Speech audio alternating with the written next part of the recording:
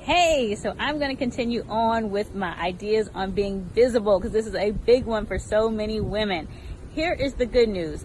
I get it. None of us want to be rejected or even judged. So if that's happening to you, that's okay. The good news here is simply you only want to talk to your tribe, the people who know, like, and trust you.